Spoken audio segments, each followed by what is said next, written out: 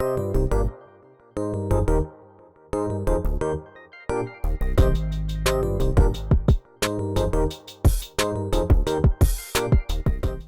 kindergartners, Mr. Malloy here. I'm really excited for this video because we get to learn more about tide pool animals. Tide pools, like us, are located along the Northern California coast.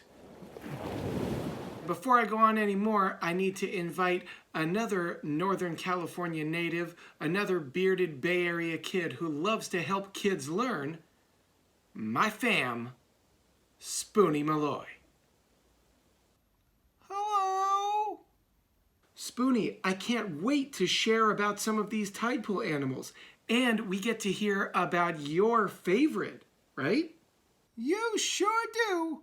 I've done a lot of reading and thinking since our amazing adventure to the tide pools. Wow, what an amazing habitat. My beard is blowing in the ocean breeze. And I'm ready, Mr. Malloy. I'll save my favorite tide pool animal for last.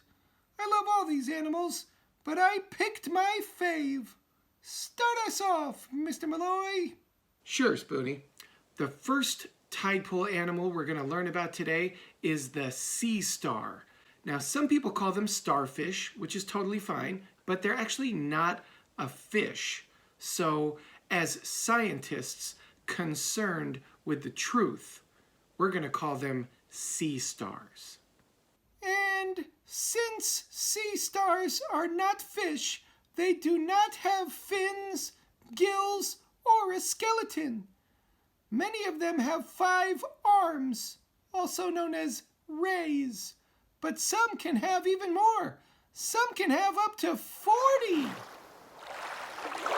I always say that as a kindergarten teacher, I could use more arms.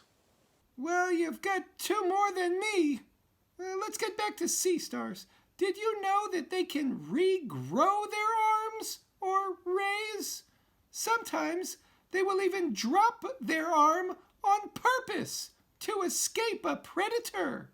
Wait, so if a gull or a heron or another predator attacks a sea star, it can, on purpose, drop its arm so that it escapes that predator? Wow! Wow, fact!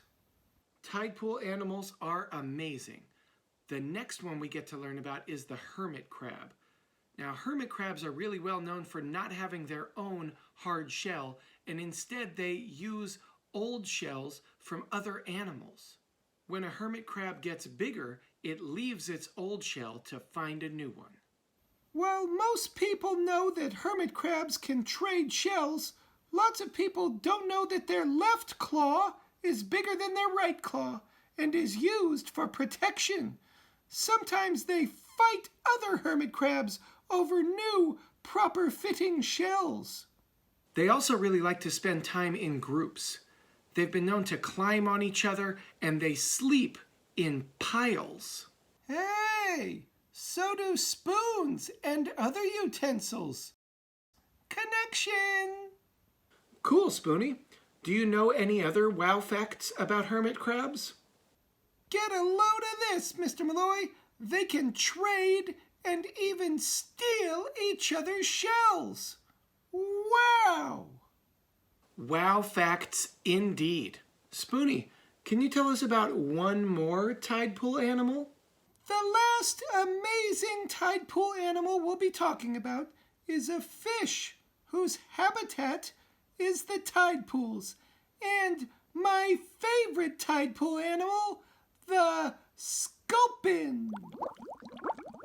First, their color depends on their environment.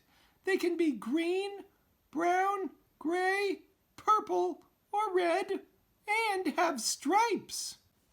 Sounds like one stylish fish. And get this, their fins are webbed and sharp, perfectly designed to help them grip the rock walls of a tide pool, especially during big waves. So cool!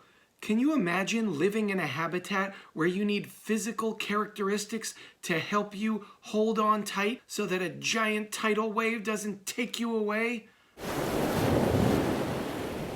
Makes you want to say, wow. My favorite wow fact about sculpin is that they can hunt out of the water on dry land. It's a fish that leaves the water on purpose to eat little bugs, worms, and crabs. It can crawl along the rocks and sand looking for food for hours before returning to a tide pool. How about that for a fish out of water? I need a W, an O, and another W so I can spell wow. I know, Spoony. And please remember that these are only some of the animals that live in tide pools.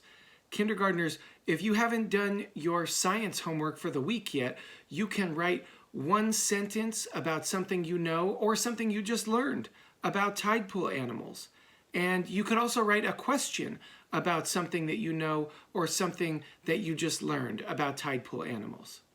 Mr. Malloy, I have a question about tide pools. Go ahead, Spoony. Can we go back to some tide pools soon, please? We'll see. I got a lot to do around here.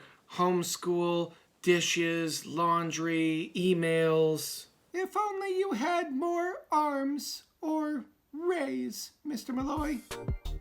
We'll see what we can do, Spoony. We'll see where the tide takes us. Until next time, bye!